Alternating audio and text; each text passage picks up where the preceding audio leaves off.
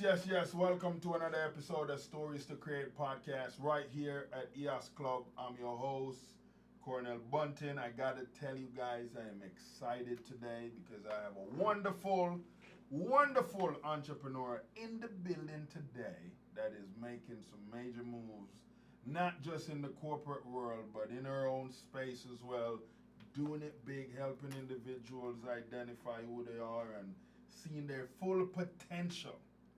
So without saying more, without further ado, help me welcome Miss Monika Jackson. Thank you. How are you, love? I'm good. Oh, I'm my excited goodness. to be here. You already know.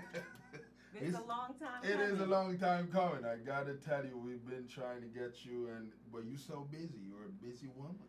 I am. I'm always on the go, traveling. Listen, people, she is more busy than I am, and you guys know I'm busy. I don't know. Busy ain't always good. I'm trying to level it down a little bit. Less is more in my eyes now. I like that. So we're gonna treat you guys today, because we're gonna have this lovely lady take us back to the early years when the story first got created. We diving into her world today. So, but before we do that, because she put me onto this joint right here. And so I'm gonna let you guys hear just a little piece of it. Shout out to Ed. Hey, shout out to Ed. Yeah.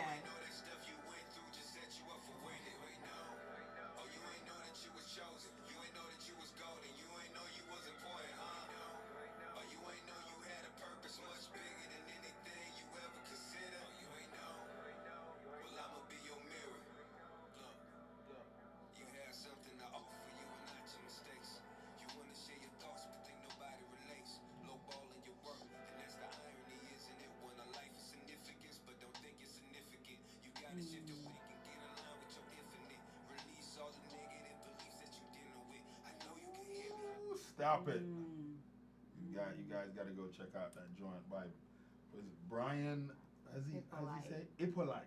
Brian Hippolyte. Dropping some bars there. He's dropping some bars, and it's a beautiful thing because I don't think enough people look in the mirror every day and just encourage themselves like before they step out the door. Yeah. Like before you go out today, look in the mirror and just encourage yourself. Yeah, it's a necessity. It is the thing that we have to speak life into ourselves before we're even able to accept anyone else speaking life into us. It's good to be able to hear people encourage us and help us along the way, but if we don't have any self-belief that we can, then it all is in vain. I gotta tell you, you're right on that. I think a lot of people don't necessarily, I think people look at themselves a certain way and they be like, I don't think the mass is gonna accept me, I'm not that person, and then they just kind of dummy themselves down and dim the light. I've been there. I know what that looks like. I do. I know, because you don't want to be ostracized or feeling like you're different, or you don't want to be seen like who she thinks she is. But I've outgrown that mentality. I'm supposed to think I'm all that, and you are too, right? Yes. And oftentimes we just we move based upon what we believe is socially acceptable instead of moving knowing that we have been all gifted with a purpose and gifts that are supposed to be executed in this world for the benefit of others. Our gifts are not for us. They are for the world. And when we hold them in and we hold them hostage, they fight with us, and we're in contention with life. Yes. Because our gifts want to explode while we're sitting by the wayside trying to figure out how to cultivate a life that's socially acceptable, and then we wonder, why is life killing me? Yeah. Oh my goodness. Bars. We're going to have her drop the mic for a minute right there, because listen, we want to go back with you. We want you to take the listeners back. Take us back to the early years. Where were you born, grew up? So I was born in Tacoma Park, Maryland. Okay. I lived from Maryland to DC, so the DMV. Shout out to the DMV. DMV. PG County, baby. DG. Yeah, PG. PG. Okay. Yeah, Prince Okay. George's. And then I moved from there a little to New Jersey, and then I lived in Jersey most of my life. So you know, some might say I'm a Jersey Shore girl. Then I moved from. So I've been in South Jersey, well, Central Jersey, so that Freehold, the Lakewood, Howell area, and then I moved from there, got married, moved to Jersey City, Bayonne. Hold on. We don't want to get there yet. So, you know, while moving around, the way you were moving around, what was school like? What was the Cornell. school like? Jesus, I hated school. And let You me tell hated you school? something. My mother is an educator, and I love her to death. She is who I aspire. Her character, her integrity. I just aspire to be like her. In a sense, I say I share her, but I only share her with certain people because some people don't understand the value of what she brings to their life. So, anyway, school was a bit tough for me. Like I said, having gifts and not understanding the gifting that's over your life can cause you to not know how to interact and engage with people or how to fit in. So some context around that. Living in Howell, New Jersey, I was like 2 out of black kids in the entire district, and I was one of them. Okay. And so you was the center of attention. Yeah, but you know, back in that time, I think we were still dealing with a lot of cultural racism and things like that. They called my mom in kindergarten and told my mother, because the little girl got hurt, I tried to go over and like hug her and console her, because I was raised to be very loving and endearing and to embrace and have empathy with people. They called my mom and told my mom that she needed to talk to me because I can't go around. People don't want me touching their children. What? Right? And so, you know, and then I didn't want to get kicked out of, camps because they're playing dodgeball. I don't want no balls coming at my face. I was that kid, okay?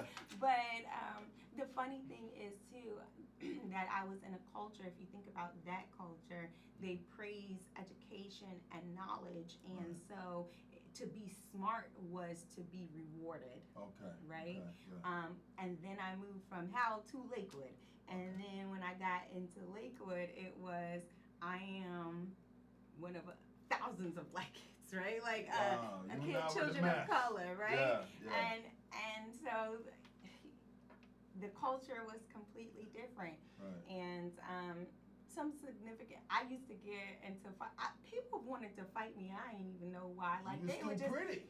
It was I'm trying to tell you, it went from like she's like the little monkey girl to being like, who do you think you are? You messing with my, and it's like, who's your me? Like, I don't even know. Like, I'm a little girl. I don't even know what these things. I was sheltered, okay? I didn't go to places that a lot of the kids went.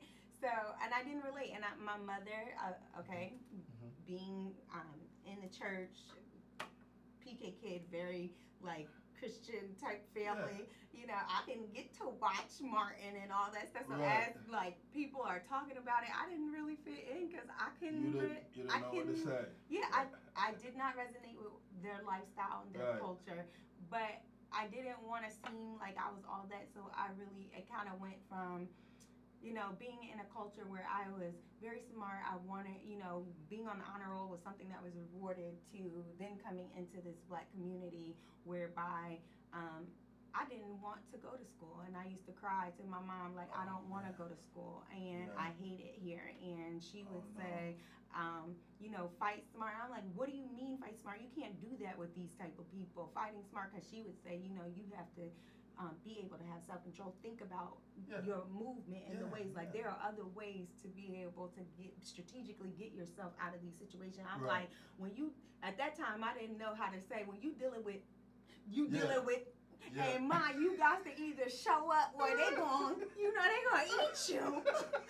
So They're gonna put a whooping on you. yeah, so Oh, my I goodness. ended up I think there was a point where I just kind of transitioned, and I also remember them calling my name because I got honor roll, and like the black kids like booing. Ooh. And Wow. like it was like, because everybody else who was going up, Yeah. they were white. Yeah. And it was like expected. Right. Yeah, we know that Yeah. Emily's supposed to be going up there. Right. It's like, and so I think So just all of the rejection. Yeah. There was just so much rejection coming from my childhood that I think it forced me to transform. Literally, Okay. I transformed, right? Yeah. And I transformed into something that was so like I was gonna be the baddest of the baddest. Ooh, And so okay. by the time I got into middle school, like I got kicked out of middle. Now here's the funny part. I cried and told them I don't want to fight. Please help me. Somebody help me. Then it was like, well, ain't nobody gonna help me, so I need to figure this out. And so now I'm going to transition, and it was like, okay, come get it. You want to come get it? I'm going to fight, and that's it. And so I just started. Then I get kicked out of school. Then they want to put me in an alternative place because they say I'm a danger to the school, to the students, and a danger to myself. Like, and people when they hear this, they don't believe it. I don't think that I was having an outer body experience at that time because it became survival of the fittest. And that speaks to so much that we see in society now about how our people show up in the world. That it is not who they are and but it is the conditions of the environments that they feel like they need to transform into something in order for them to survive. And it could be the lowest of the lowest thing, but that's how they survive, right? So I don't know. I'm gonna give you a little bit. You know, I gotta tell you though, it's kind of sad because here you are reaching for help, no one is coming to help you, and then when you decide, you know what, I gotta stand up for myself, now they come and they trying to reprimand you. They label backward stuff that is. They label, yeah. Man. But I think that was supposed to go that way because I'm not like everybody else. Right. And some of the things, so long story short, some of the things that I experienced was really to cultivate who I was because when I went over to the alternative schools, everyone knew that I didn't necessarily belong there. But then they wanted me to stay there, and they asked my mom, like, please let her stay because she is the reason why the other kids will actually do the work. This is good. Right? This is good. And so I had giftings that were very prominent then that I didn't know I had. Right. It was just naturally a part of me. So that was me then showing leadership and kindness and qualities and traits about how I could move masses of people very early on. Yes, that's beautiful. Yeah, and then from there, if people didn't know, I got pregnant. Yes. Yeah. So you got pregnant in high school. I was in high school. I was going into high school. Freshman year. Yeah. So he was a jock. Okay. Basketball player. You just saw him be like, yep. No, you know what? I had to let Cornell. I didn't even know. Like we gonna go here.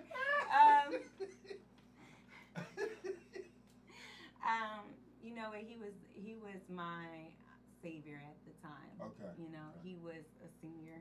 It was like everything that I was going through. Like I hid in his house. Like I ran away. I was running away from home. There was so much that dealing with molestation and all these things, right? Very young, and people putting labels on me. Like people were saying I was having sex. I didn't even know what sex was. Right? When that was getting put on you. Yes. Wow. So it was like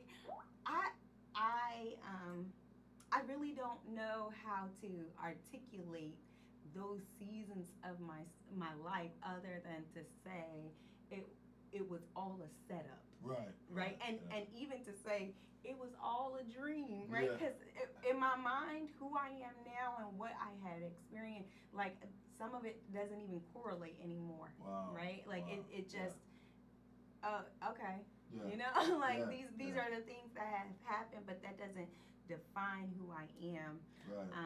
So yeah. Wow. So you got to experience the mom journey in the early years. Yeah. Late teens. Yeah. Well, it was my early teens. I was Early 15. teens. 15. Ooh. I was 15 when I had my daughter. Well, getting ready to turn 15 when I had my daughter. So, you know, because now you got the listeners be like, okay, so how many kids does she have? Because she looks so beautiful and she looks so young. I have 5. 5 kids. And no one to talk. 1 million adopted. Yes. Yes. No one to talk. Like, because you still have that beautiful look of like late 30s. You know, it's one of them things, and you might tell people, Yeah. I don't know. I think that I think having children is a beautiful thing. I think definitely. having them young Yeah. awarded me some opportunities. And hey, by the time I'm 40, which will be very soon, all of them will be grown. Yeah. See? So you're like, if I was to put a number on it, maybe 3 years to 40, or 4 years to 40, or 5 years to 40. I'll be 40 in a couple of months. Come on. Yeah. You 39 right now? Yes. People, stop. See what I tell you guys? Hey, you can't make this up. I'm just saying. Wow. Yeah. Come on. No. But you know, there was one time when, you know, people of color, they got the bragging rights of like, you know, black don't crack. I'm just what it is. We just saying. All that melanin. All that melanin. I love that. That's a beautiful thing right there. So, you know, so you had to kind of adjust, you know, with like, you know, this happening, because now you still got a few years to go to complete high school. Now all this stuff happening, so now you got to adjust. What was that like? Before you answer that, how was mom feeling about all this? Y'all, my mother is a PKK. Like my mother is the minister in the house. Like she's like yeah. Yeah. Wow. And so that didn't go so well with mom. And everyone looked at her like she's her. Yeah. She's her, right? Yeah, and yeah. so I didn't. The odd thing is, I didn't even know or I was pregnant. Like I didn't know. Like my mom found out when she went to go take me to go shopping to go get a homecoming dress, and she looked at me at the dressing room and she was like, what is going? Like what's happening? And I just looked at her and she's like, what is going? Poor mother. So, I can't even imagine that right now. Like what? My 14-year-old kid. You didn't even know? That's how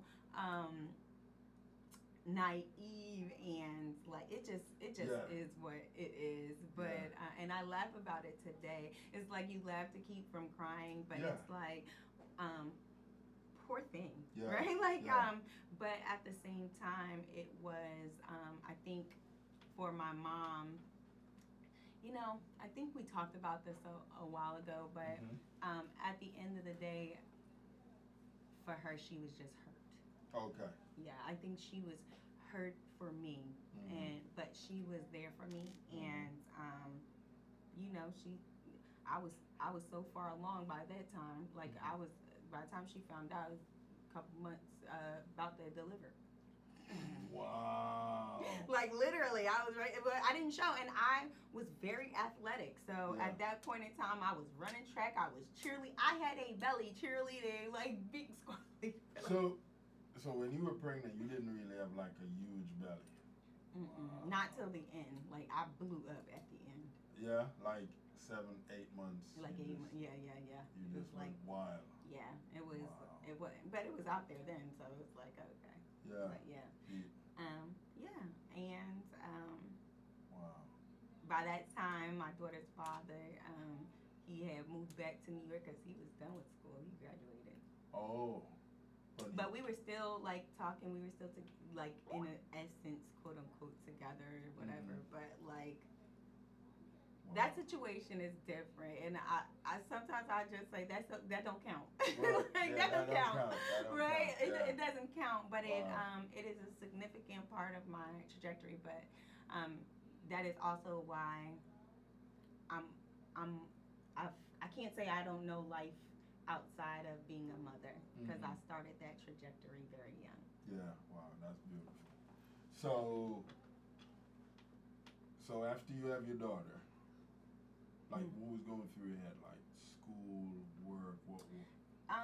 So I ended up transitioning to like alternative programs. Like I was going to other high schools, and the regular education scene was just not for me. Like I knew too much. Like my brain worked in completely different ways, and I, like I said, my mom became an educator because of me.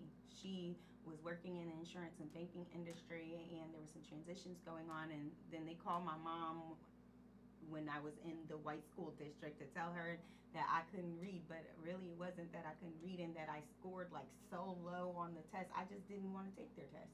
And I could read. So she stopped what she was doing to help. I remember Hooked on Phonics when it first came out, and we were in the basement, and she used to just drill me. But that was only enhancing what I already knew, and I knew the stuff. So then it became, I couldn't read till I'm reading, like I'm in 6th grade reading at like a 12th grade level and comprehending it, whatever. So in any event, I think I graduated high school at 16. I mean, they called my mom. This is so weird. Like this stuff, when I think about it, like I was something else. Yeah. Like, they called my mom and told my mom, she's not coming to school, and they're like, what? Like how? She's like, what? Like, what do you mean she's not coming to school? Because I would go to school one day a week, go to my teachers, collect all my work, do all my work, take my test, and I'd leave. Wow. And that was that. And so my grades didn't show that I wasn't in school. Wow. And I hated it. So one day I just came, I tested out. That's it. You tested out. And you did great when you tested out. Yeah. And then I enrolled, I came in and told my mom I'm in college. Wow. You can't say anything to me. I like at that point in time, I had a child already in my mind. I was like grown in a sense, and life was just rocking, like, and I was doing all kind of stuff, like involved with like gang activity, all kinds of stuff. I was something. You were doing too much. Yes, but again, remember, I wasn't who I am. Right. I had transformed in order to survive, and that became who I thought I was. Right. But that wasn't who I was. Wasn't who you was. And there has been I've been predestined for something greater, because even when I was in the streets, quote unquote, I didn't fit in even then. Wow. And God covered me. Like people would see me like, what are you doing? Like it was like, come here. And and older guys, it just is what it is. Guys who are older than me has always been like the ones who be like, just come here. Like, you know what I'm saying? Like, like, we good. But a part of that has to do with I didn't carry myself like the normal street girl. I didn't think like the normal street girl. And I think that's how I got involved with, my other son's father is because he saw the potential of what he could do with my mind. Wow, that is amazing. So your second child was from him? Yes. And third? And so I have him and then my husband. Oh, okay. Yeah. So we were engaged to be married, and I had just found out that I was pregnant with my son, and the feds came. And that's the story. Ooh, okay. And so that got shut down. That got shut down. And so so that kind of, I think that was the moment where it was like, either you get your life together, or you gonna be. You'll have some issues. Yeah, so you better. Consequences gonna make you uncomfortable.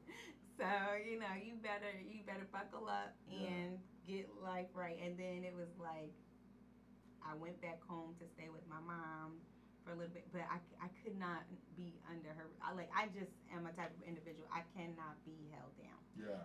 And I need to be able to be free. So like caging me is not it. Right. And I think that me being about my father's business, I think that a lot of that has to do with like I have to pursue what is placed in my spirit. Right? Yeah. And so remember though, while I'm in the street, I'm still going to school.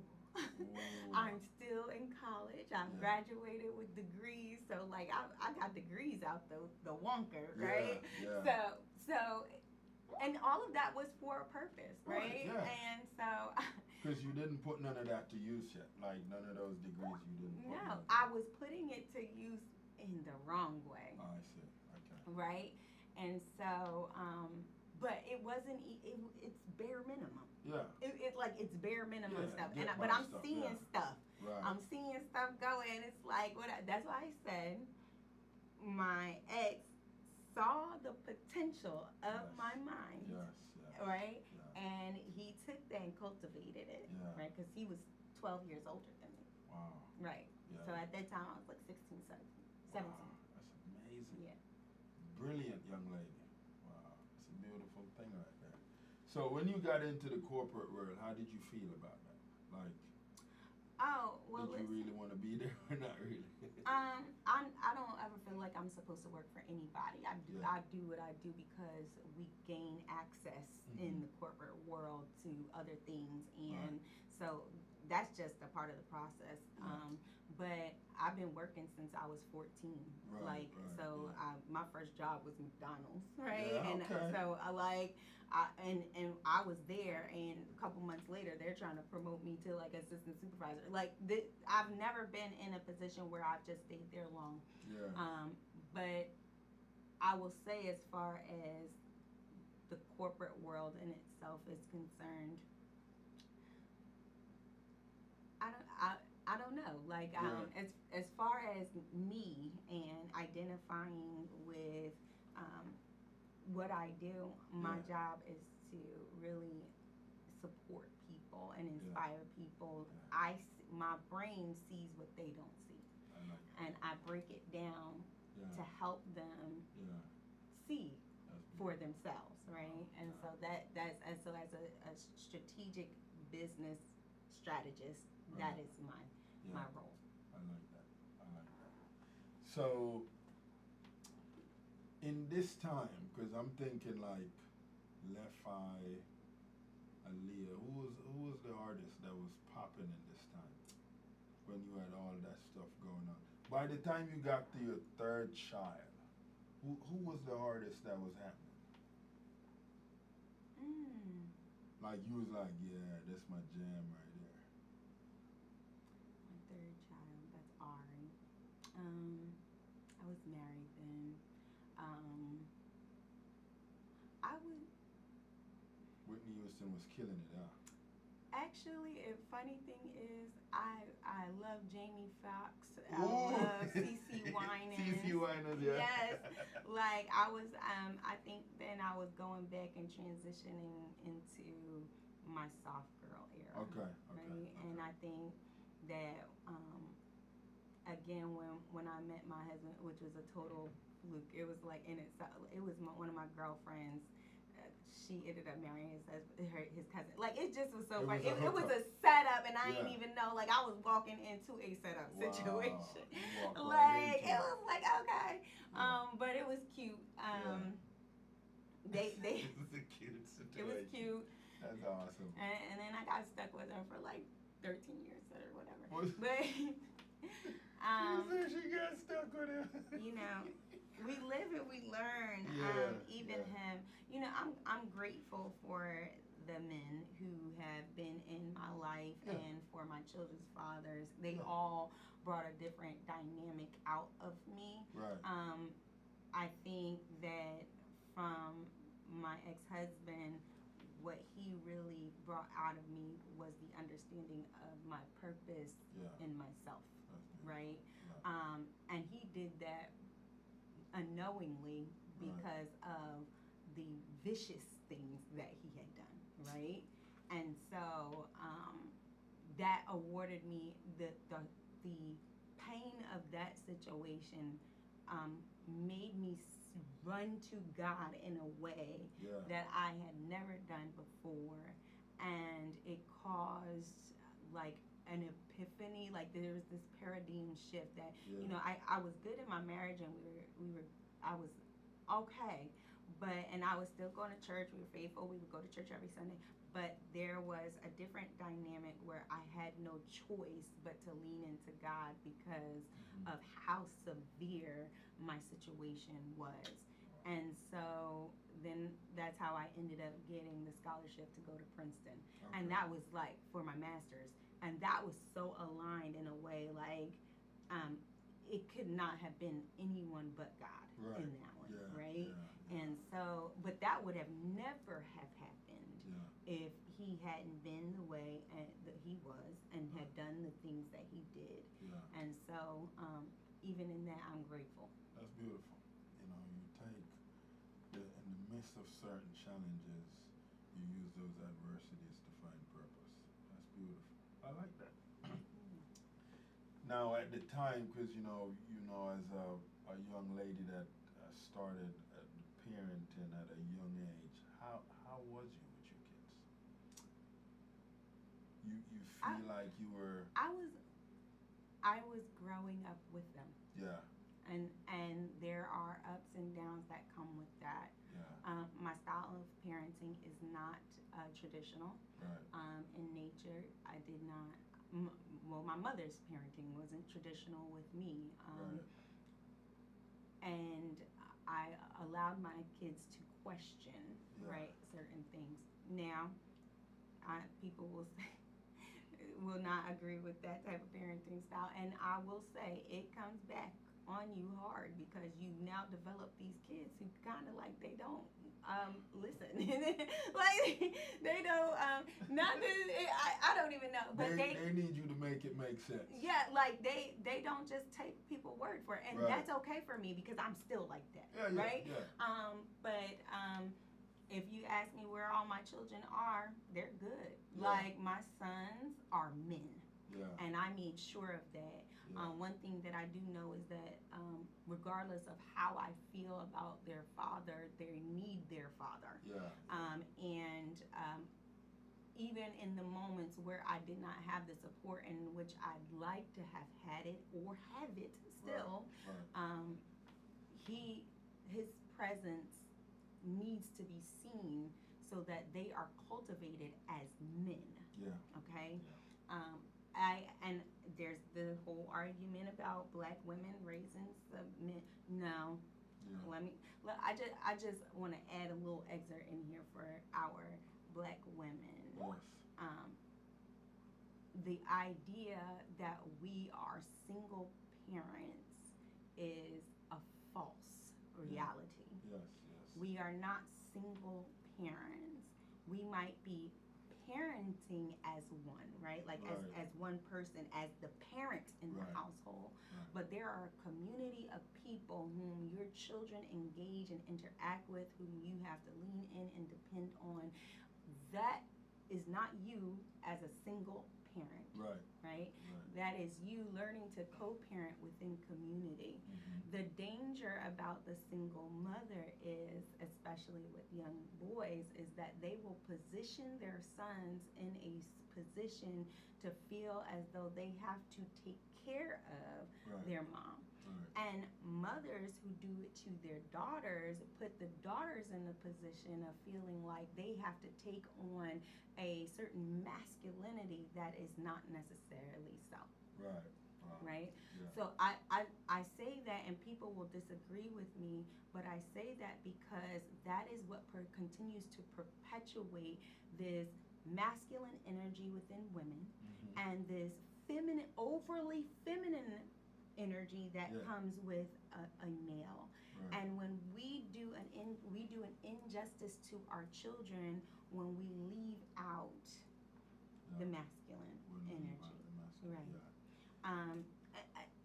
I can go on about that, but I'll digress and I'll just say I like that. I feel like there's a lot of individuals because of how society portrays certain things.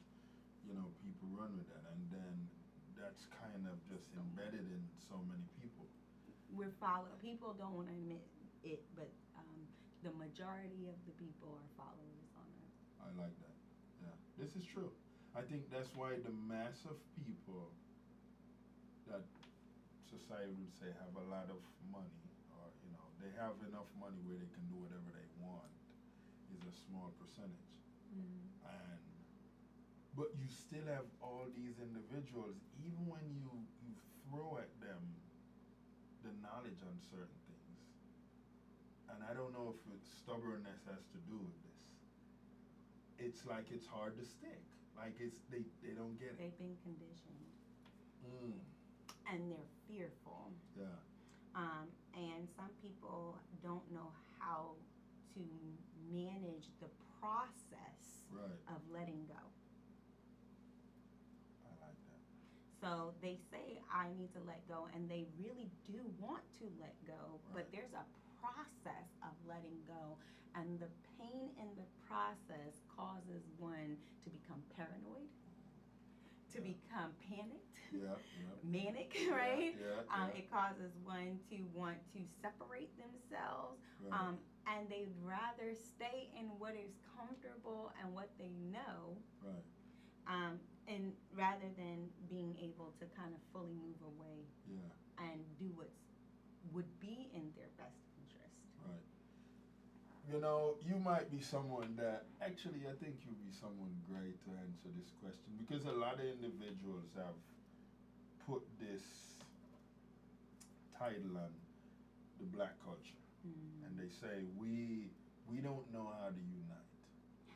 We don't understand what that look like. We don't.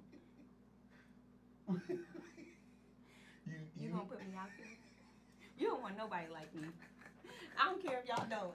Listen. My love purpose her. is to speak truth in love. She's speaking their truth. Yes. So I'm gonna be real, and real is the new fake. Yes. Okay. Real is the new fake. I like that. Yes. Your question was about black people and unity. Yes. This question has been the question for decades, centuries, right? This question brings me back to George Washington Carver, W.E.B. Du Bois, Malcolm X. I mean, the list goes on about our ability to come together, how to come together as a people, what we need to do to come together as a people, and then our function as a people, right? We're so conditioned that we unknowingly don't know. I just don't want to. I want to be. No, put it out there. It's okay. We're so conditioned that we think that we're thinking and doing these great things, and they ain't ish. Okay, we're not doing. We have such low standards for ourselves as a community, and we think that we do have these high, and we don't. Okay, let's just be honest. And our ability to emotionally get beyond ourselves and our selfish thinking prohibits us from being able to connect to another in a way that will allow us to be able to generate wealth. And when I say generate wealth, I'm not just talking financially. Right? I'm talking about spiritually, mentally, emotionally. And we will consume, because we are in an age of technology and consumption, we will consume all of this information and pick and choose the things that we believe is for us. Instead of ensuring that this is the thing that is necessary for me to elevate to the next level. Yeah. That's different, right? Because I can pick and choose and say, oh, this is something that I resonate with, yes, but that does not mean that is going to help me elevate myself to the next level, right? And the other part of that is to say, I don't even think we have a full definition of what unity is. Right. I think that we think that unity is everybody agreeing to a specific thing and it having to be this one specific way, and that unity is like perfection. Right. No. When we clearly understand that when a people unite, and I'm going to give an example because I can. Right, yeah. And I can resonate with these things because I lived it. One thing that I left out of my childhood is that, and I think this is an important piece, because this is the reason why I ran to God, was because no matter what was going on around me in my growing up, there was always an understanding of faith. Right? Yeah. And it wasn't just a Christian perspective, okay? So my mother was a Baptist minister, we Christian, whatever. My father's Sunni Muslim, Islam, you know, and these aren't just Muslims who are, what do they call, jailhouse Muslims? Yeah, right, okay, right, my family for real Muslims, right? You know, culturally, my godmother is a Hasidic Jew, like that, Bubby, right? Like, I grew up in the synagogue, in the mosque, in the church. Right. And then I was given the freedom to be able to study the high faith, like all kind, like I've been in 5% of the Nation of Islam, like, so I've studied religions across the board, right? And I've been cultivated in that. When I say understanding, the full understanding of unity, when I look at cultures like those who are of Jewish descent, what they have done is cultivated a culture of, even with my issues, we have a purpose and a plan. And we're going to, I might not agree with you, but we're going to move in a way that says we are willing to sacrifice now for the greater later. Okay? And the unfortunate thing about us as a people is, and I say this, and I'll put an asterisk over here because I still believe that there are parts of me that have been raised by different cultures that allow me to kind of see things a little bit differently. So when I say this, and I say us, people of color, this does not include people, Latina A, Latina. I'm excluding them, even though they are people of color, but only because there's a certain understanding here. Me and you don't even have the capacity to get our family to come together, to come and be in a communal living space and think that it's okay for us to focus on building you as an individual so that you can do what you need to do to help the collective, like help you get an 800 credit score so that you can go buy a home, so that even though it's in your name, it'll function for the entire community.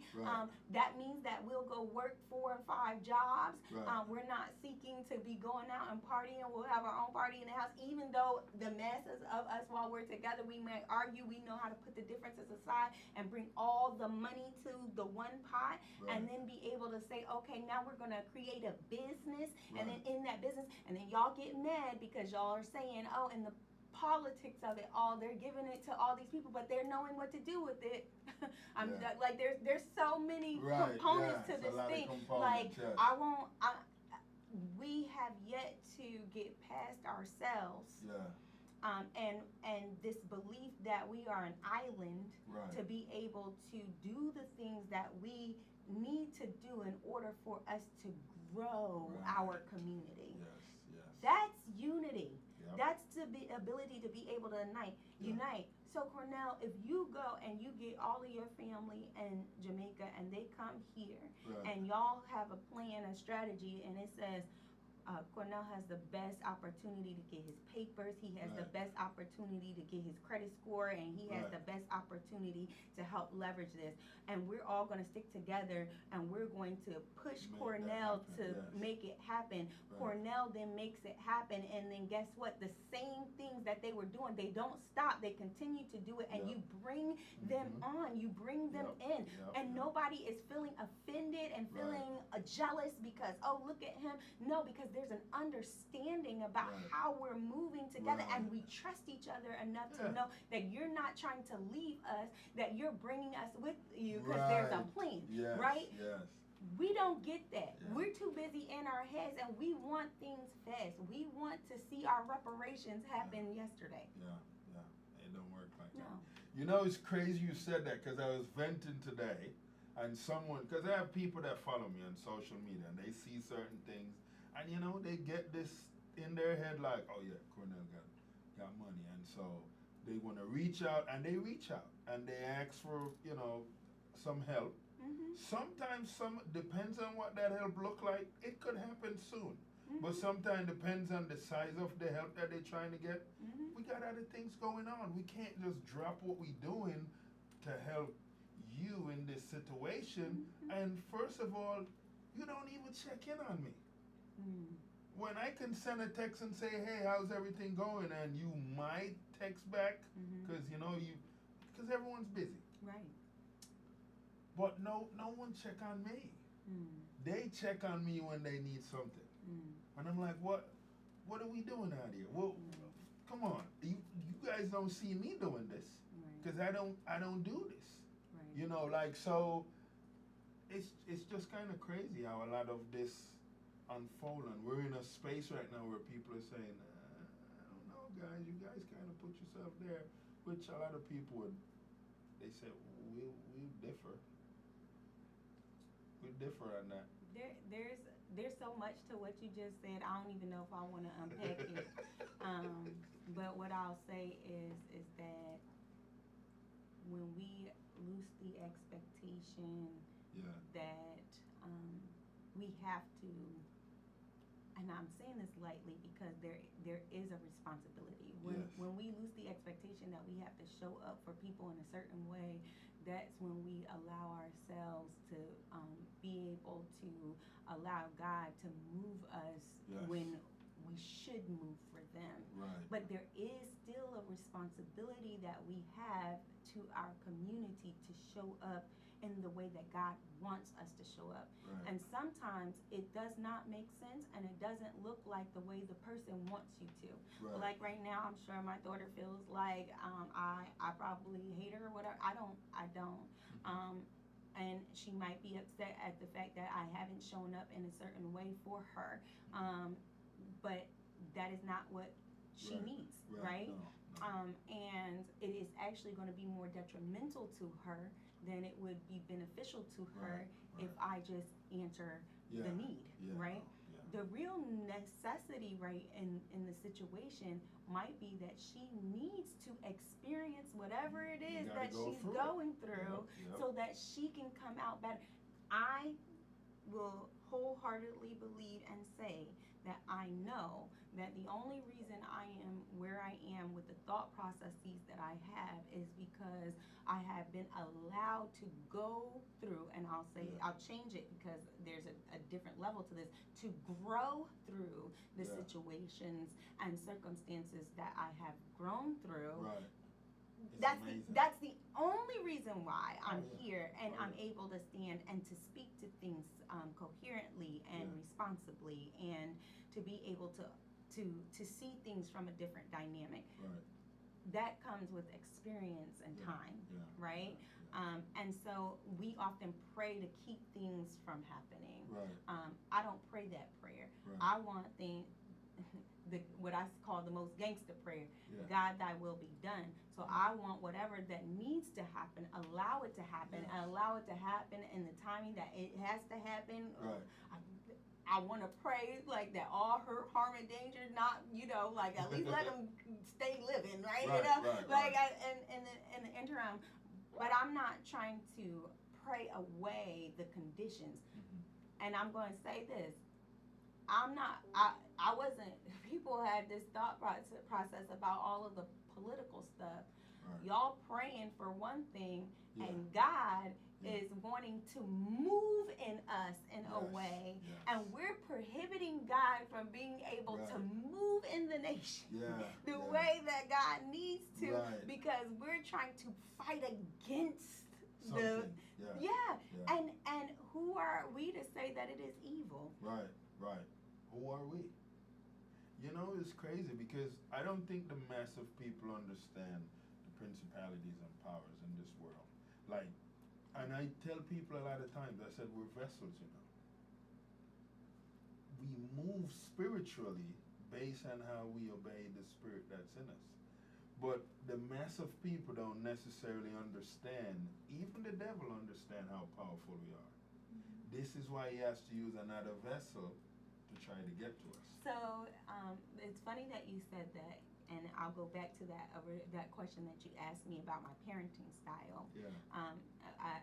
My children might get mad at me because I say I'm not here to dictate to you how to live your life, Right. but I am here as your guide, Yes. right? Yes. And I'm guiding you and giving you examples on the ways in which you should live. Right. When you utilize the word vessel, it is, we think about vessels as stagnant. Right. Right. But I utilize the word conduit. Yeah. So Ooh, I am yeah. the conduit Yes. by yes. which God can use me Yes. to move through the masses Right. and make waves. Yeah. I am supposed to cause people to question Yeah. themselves. Yeah. That's why when you say I'm here to inspire people, yeah, I'm here to help people aspire to high. I'm here to make you think Yes. within yourself Yes. and to draw out in yourself the thing that allows you to question, who am I? Yeah. Yeah. And so that's why I have this big thing about loyalty. Right. Right. Yeah. I love it. I love it. This is amazing. I gotta. Hey, you guys are welcome. Just you're welcome. You're welcome. I know you didn't realize you was gonna get all this goody good today. Oh my goodness, you're so awesome. You know, and because I want you guys to seek her out. I want you guys to seek her out. Then you can get more. I'm just saying, you know, we only have an hour in the show, so you know we got things we need to fit in, people. Okay. One of the things I think a lot of people struggle with right now is what is better, and so people feel like being independent brings too much struggles. Being dependent because there's a system that is set up to help what that look like, and they don't have to go through certain things. They feel like that's the better way until they figure it out. Make that make sense? Can we even make that make sense? I think what people are searching for is a way to do what they want to do on the time and means, the way that they want to do it, and reap a benefit of things that they didn't necessarily work for. Ooh. But I will say to that what we really need is to learn how to cultivate an environment and atmosphere and community that allows us to be dependently independent. Yes. Right? Yes. And what I mean by that is to say, when you said earlier, iron sharpens iron. Yes. We do need community to Right. help us draw out, again, the things that are both good and not so good, Not so good, right? within us, Yes. right? Yes. It will help us see ourselves. So mirror, Yes. it is an ability to allow ourselves to see ourselves for who we are, Right. and understand and kind of give us the encouragement of what Yes. we can become. I won't know what I'm good at unless it's executed within another community, with others, so that they can confirm to me, this is what I see in you. And I could think that I'm good at one thing, and someone else, and the 5 other people could say something completely different than what I think, right? And that's how we are confirmed about what we do. So although we are separate and we are working on ourselves inwardly, and trying to develop ourselves and find our way, we also need to do that within community. And the community then needs to allow us the opportunity to have the process of growth, knowing that we are not going to be perfect in the process, right? I love it. So instead of us condemning us to ourselves to sin, or feeling like we have to be a certain way in order for us to be deemed good, we need to allow for people to notice themselves as not so good, not being afraid to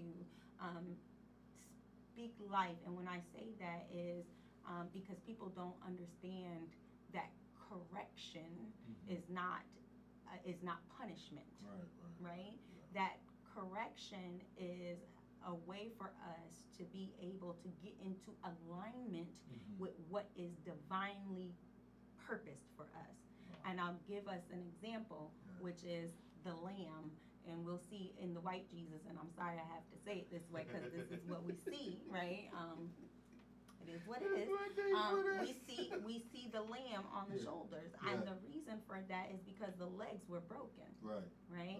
And but it was a form of correction so that the lamb would know not to leave the herd. But the lamb was never left during the correction, and the lamb does not emotionally hold the correction and have grief with it to the point where it won't allow itself to stay a part of the herd. Wow. That is beautiful right there. For everyone that wants to find you, locate you, how can they find you? How can they get in touch with you? Ooh, she don't want to leave. I'm kind of serious about that, but if there's like a social media page that they can follow on, there's one. Monika Jackson, Monika Jackson. I would say God is working on me on the direction of the things that I'm doing. Public speaking, advocacy. I have the ability to do counseling service and mentorships and all that stuff. What I'm really discerning in this moment is where God, how do you want me to show up for the community? How do me and you show up in the community in a way that's most fruitful? So I've been out there before. Y'all watch the podcast Throne Room and things like that. People ask me over and over again when you guys are going to bring it back. But I've been intentional about kind of withdrawing so that I could gain the things that are necessary for me, that I believe are going to allow our people to become whole, right? And so we think about that stage of moving from surviving to thriving. And I got into it with my mom one day. I said, no, there's more to just thriving. And the more is to building. And I think the throne room for me before was about us having a place where a space where we can kind of lay out all of the issues and go through the process of our pains, and being able to talk about that in community so that we can find rest to be who we are called to be, which is royalty. But I think now we're in a season of understanding how to sit on the throne. We don't know how to sit on the throne. And so we need to, as I said to you before in that question about unifying, and I talked about George Washington Carver, and there was a thought process that the Black community needed to separate themselves and learn how to build their character and to live and have moral standards, right? In order for them to become a people and then see themselves integrating. Or on the other end, there was an argument that no, we need to learn how to integrate with people, and so that we can see the examples and learn to grow. Well, we've integrated, and we've seen examples, and we still not doing what we need to do. So I'm trying to ask God, show me a way that I can separate myself from the masses so that we can learn and teach people how to sit on the throne. Y'all make me not even want to call myself queen and talk about royalty, right? Like y'all misunderstand the concept of king and queen and royalty and what that looks like. We say, hey, queen, and we do it in injustice. We haven't earned the right to sit on that throne yet. Right. We gotta learn how to do that right there. Man, you teach them a lot today. That was beautiful. I know you guys wasn't expecting to learn so much today. If there's anything that you have not fully understand, all you gotta do is just go back. Yeah, I mean, reach out. I'm an open book. I don't hide, per se. But I would tell you, reach out, throw your questions in the chat, do what you do what you do, and I'll respond. And maybe that's God's way of saying, hey, utilize y'all questions to be able to begin a new conversation. But I appreciate you for seeking me out and being on top of me and forcing me to come through, right? Like you told me that you was gonna do this. We need to do this. So I appreciate you. I hope that the words about the journey don't hinder you from being able to receive whatever it is that you needed to receive in this moment of listening to help you move beyond the place where you are. So I'm praying that as you listen to this podcast, that God moves your spirit in a way that says, you said the words being better and doing better, was better for better.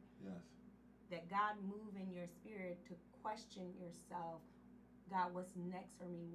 How do I elevate? What's the thing that will cause me to become better? What are the things that I'm holding on to that keep me stuck? What rules, what principles that I have that are killing me, causing me to die? I hope that this conversation allows you and awards you the opportunity to release past things and enjoy the process of letting go.